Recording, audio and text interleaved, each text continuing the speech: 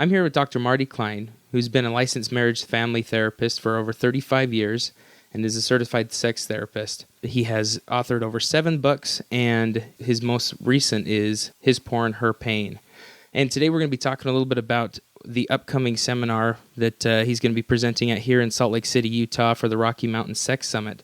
Thanks so much for being on the Birds and Bees podcast, Marty. Delighted to be here. One of the things that I want to get as we get right into this, you're going to be coming here in September on the 22nd and 23rd. I'm super excited as I've been watching some of the other presentations you've given before. I'm just super, super stoked. You're going to be here in Utah. We've been essentially ground zero for so many legislative pieces, from the war on porn and it being identified as a health crisis. And I'm wondering how you're going to be able to help add to bridge building between the two sides that we have here in Utah, from porn is really bad or porn is really good versus creating more dichotomy.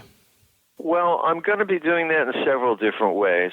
For one thing, we need a little bit of science here. A little bit of science never hurts. And the resolutions coming out of the Utah legislature are science-free. They are blissfully science-free, although they mention science. It's kind of interesting. They mention science, but then they're science-free, and the science on how pornography affects people is actually pretty clear, and that is that watching pornography for most people is pretty harmless. Now, it's true there are some people who watch a lot of pornography and they have serious relationship problems, or there are some people who watch a lot of pornography and they have sexual problems. But the truth is that so many people watch pornography that it's not hard to find anybody who watches pornography, he doesn't have some kind of problem or another. It's like saying, if you go to death row, all the criminals in there, they started out drinking milk. But that doesn't mean that drinking milk caused people to become criminals. So when you have a random group of 1,000 men, and you have 800 or 900 of them who watch pornography, inevitably out of those 1,000 men, you're going to get a couple of jerks, you're going to get a couple of mean people, you're going to get a couple of people who are clueless, and you get a couple of people in there who not only hate women, but hate everybody. So we have to get a little science in here. That's the first thing. And the science is good news. It's funny that some people are so resistant to the science when the science is good news. So that's the first thing that I'm going to do. The second thing that I want to do when I talk about pornography is talk about what are the ways that we can work with couples when there's conflict around pornography. And I've been doing that for years and years and years. And when there's conflict about pornography in a couple, frequently there's other stuff going on. And my job as a therapist, and what I want to train other therapists and social workers and so on to do, is to look for and to find what are the other problems that are going on. If you substitute something else for pornography, like, say, golf, if you get a guy who plays a lot of golf, and he leaves his golf clubs all over the living room, and he after he plays golf, he comes into the house and tracks mud into the living room, and a guy who misses his daughter's birthday party because he's too busy playing golf, and he spends the rent money on golf fees. On the one hand, his wife might say, golf is ruining our lives. Somebody might say, this guy has a serious golf problem. On the other hand, a smart person might say, there's something going on with this person, and golf just happens to be the vehicle through which he's expressing these issues. If you leave your golf clubs laying around in the living room, even though your wife says, please don't do that, you don't have a golf problem. You have either a lazy problem or a I hate my wife problem, some kind of hostility, or you have a clueless problem, or you have Asperger's syndrome or something like that. And similarly, if you miss your kid's birthday party because you want to play golf, then you don't have a golf problem, you have a parenting problem. So I'm going to talk about that a lot in my seminar when I come in September. So being able to recognize that it's not so much don't play golf, that we're focusing on one problem, but there's a myriad of other problems that could be associated with different behaviors. Right. Specifically with pornography in this example that you've been giving.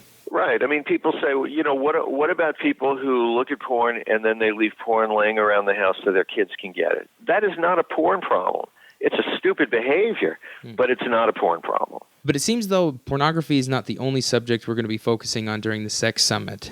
You've said in some of the other YouTube videos I've seen and in your books that although most people say they want pleasure and closeness from sex, that's not what people are mostly focusing on during sex. What generally are they focusing on? What else do people focus on during sex? Unfortunately, people also focus on what they look like, what they smell like, what they sound like. People are very concerned. I hope I get it up. I hope I keep it up. I hope I don't come too fast. I hope I don't come too slow.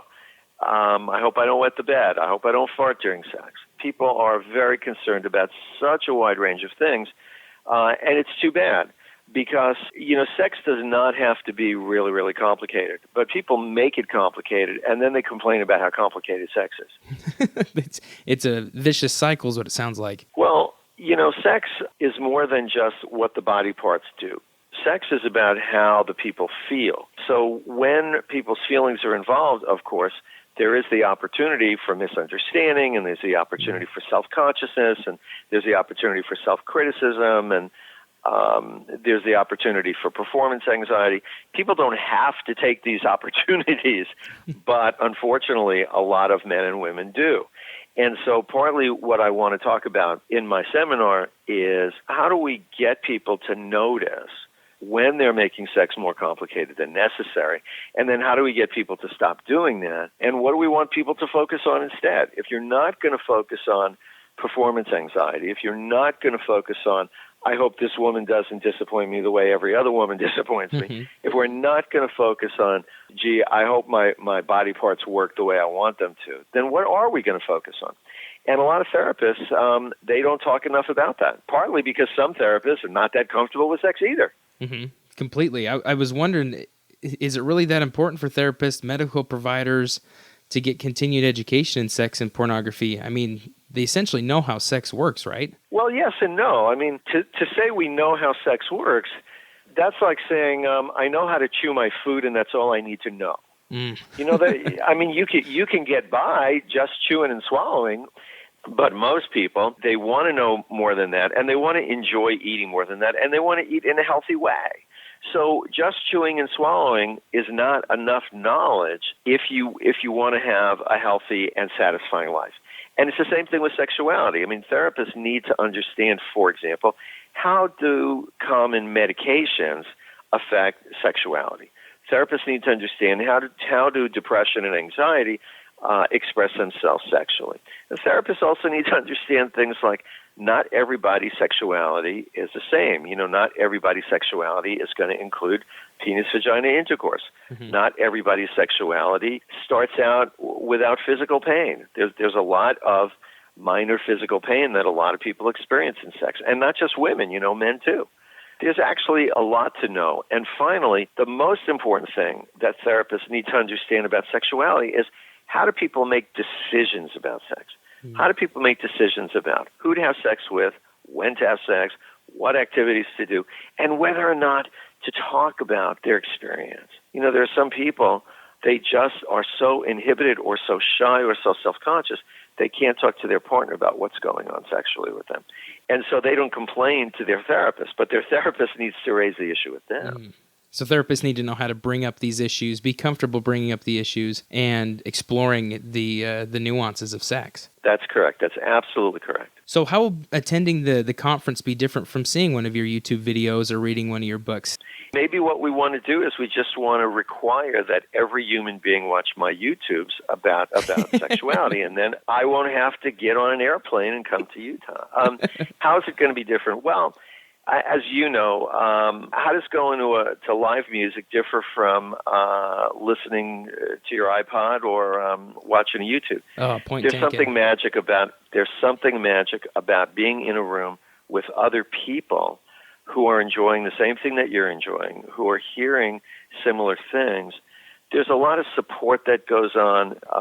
I have to say that people who come to my seminars, some people can expect to be just a little bit uncomfortable, because I am going to talk about stuff that they may not have ever heard anybody talk about before, or I may be talking about patients in a way that therapists are not used to hearing somebody talk about patients. So there's something special about being with 200 other therapists or social workers or counselors or administrators or clergy members. There's something special about being in a room with 200 people, and we're devoted to increasing our knowledge and increasing our comfort about sexuality for the day. That's awesome. I'm so excited for you to be coming. I've also heard that you've done consultations and all sorts of supervision for couples, for therapists that do couples work and things like that across the world. And I'm wondering, are you going to be providing any of that during the conference, before or after, while you're here? Well, that's kind of two questions in one. I am going to be doing some case consultations. We're going to have a couple of groups, one on Thursday night and I think one on Saturday. I don't have the schedule in front of me, but we are going to have a couple of small groups where we do case consultations, where we'll have, say, 8 or 10 therapists get together, and a few of them will present cases, and then I will actually do consultation on the cases. You know, how would I do it? Maybe demonstrate some techniques and help people investigate, you know, what's going on in the person of the therapist that might be getting in their way of handling the case in an effective way. You did mention my international work. I've been very, very fortunate. I have lectured in or consulted with the governments of about 40 different countries. I've been in China and Japan and India. I'm going to Croatia in August. Oh, wow. It's really interesting to talk about sex in other countries, because what you find out is that stuff that we think is normal here, other countries, they don't necessarily think it's normal. And stuff that we think is not normal here, other countries think that it is. So the question is not what's normal. The question is, what is it that Americans, or for that matter, Utahns, what is it that we bring to sexuality? What assumptions do we bring?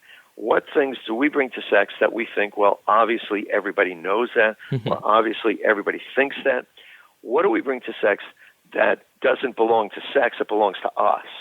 And that's not to say that we shouldn't do that. I mean, everybody does that, just like everybody in America knows what things are food and what things are not food. And then you go to China, and they have a completely different idea of what things are food and what things are not food. Oh, completely. So it's the same thing with sexuality. You know, what things do we think are sex here?